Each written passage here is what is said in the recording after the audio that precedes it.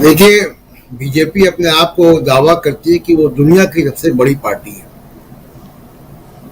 44 साल की ये पार्टी है, उसके पहले जनसंघ का इतिहास है, सत्ता में रहे कई बार, अभी तीसरी बार मोदी जी सत्ता में आए हैं। और उसकी इस चिट्ठी की, उसके अध्यक्ष की चिट्ठी की ये भाषा आप देखिए, किसी स्थानीय नेता की भी ऐसी भाषा नहीं होगी, पहली बात। दूसरी बात की दो तीन बड़ी इंपॉर्टेंट बातें हैं इस चिट्ठी से। एक, अगर राहुल गांधी ने कहा कि चौकीदार चोर है, या बकौल उस नड्डा जी की चिट्ठी के ही अगर मैं कुछ शब्द पढ़ूं जो नरेंद्र मोदी को सोशल मीडिया पे कहे जाते हैं, राहुल गांधी ने नहीं कहे, सोशल मीडिया पे कहे जाते हैं, कमीना, मौत का सौदागर, जहरीला सांप, बिच्छू, चूहा, रावण, भस्मासुर, हिंदू जिन्ना, कायर, बहुत सारे ऐसे शब्द, औरंगजेब का आधुनिक अवतार, ये सारे शब्दों की लंबी सूची जो है जेपी नड्डा ने अपने चौथे पैराग्राफ में, अपनी चिट्ठी के चौथे पैराग्राफ में लिखा है। तो सोशल मीडिया पे अगर नरेंद्र मोदी को अपशब्द कहे जाते हैं, अगर राहुल गांधी ने ये कहा कि चौकीदार चोर है इलेक्शन के नारे के दौरान, तो क्या आप राहुल गांधी के शरीर में इंदिरा गांधी की तरह 30 गोलियां उतार देंगे? क्या आप जबान काट लेंगे उसकी? क्या आप उसको आतंकवादी कहेंगे? ये कौन सी राजनीति है? और इस राजनीति को पूरी दुनिया देखेगी।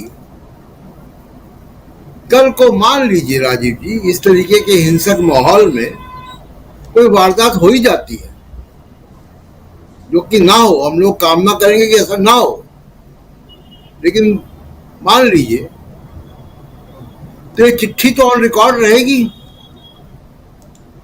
ये चिट्ठी जो अब दस्तावेज है, जो ऑन रिकॉर्ड रहेगा, बीजेपी की तरफ से चिट्ठी दी गई थी, और उन सभी धमकियों को इसलिए जायज ठहराया गया क्योंकि राहुल गांधी ने ये कहा कि चौकीदार चोर है।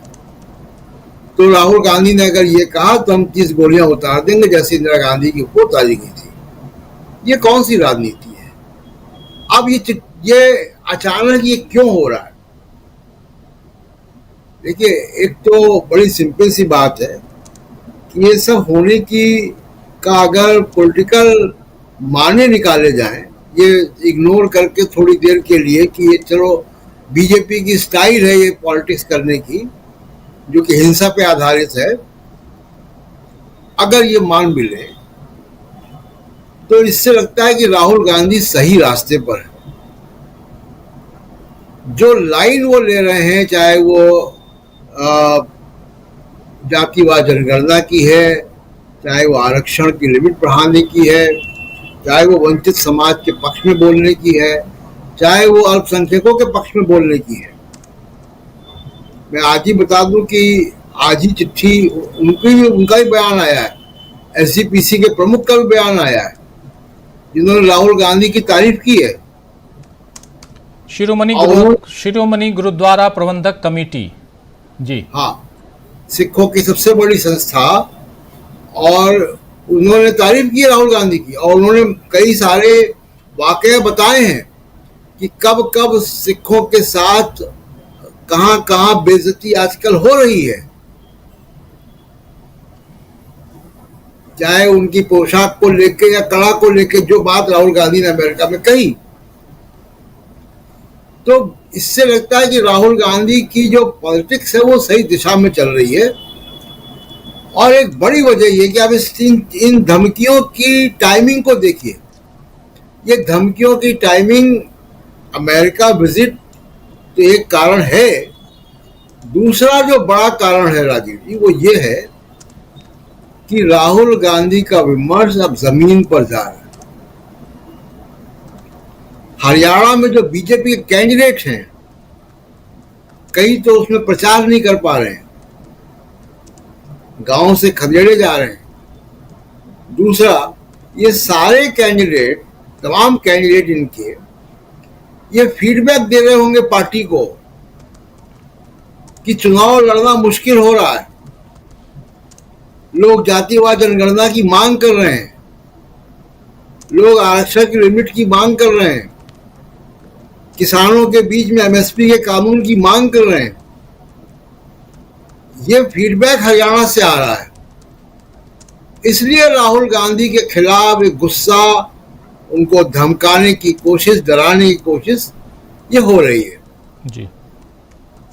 और ये बहुत दुर्भाग्यपूर्ण है। लेकिन इसका सीधा मतलब ये है कि राहुल गांधी की राजनीति सही दिशा में चल रही है। और एक आखिरी बात कि राहुल गांधी भारत जोड़ो यात्रा या उसके पहले भी तमाम तरीके के लोगों से मिल रहे हैं।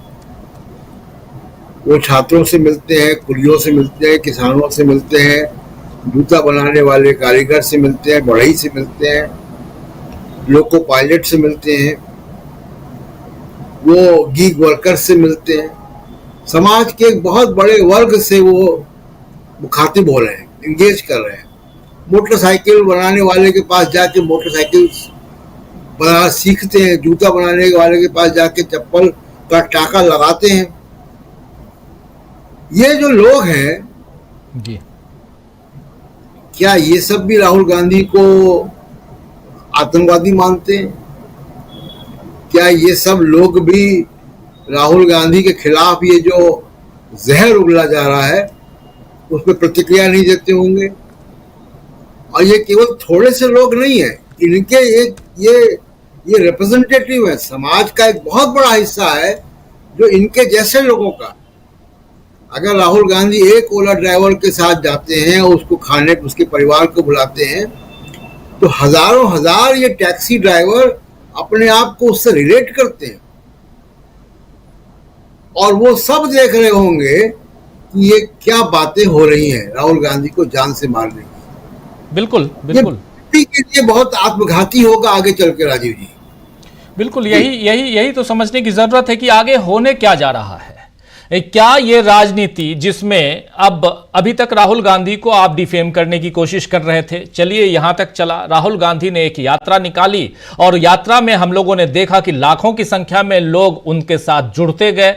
हर मुकाम पे जैसे जैसे राहुल गांधी कन्याकुमारी से श्रीनगर की तरफ बढ़े, हर जगह ये तो था कि भीड़ काफी थी, लोग आते थे और सिर्फ यहां तमाशबीन बन के नहीं बल्कि उनसे मिलने की कोशिश करते रहे और यह हम लोगों ने अपनी आंखों से देखा है। और यहां से वो छवि जो राहुल गांधी की गढ़ी गई थी वो ध्वस्त हो गई। अब फिर इसके बाद ये चुनाव बीता, चुनाव में नरेंद्र मोदी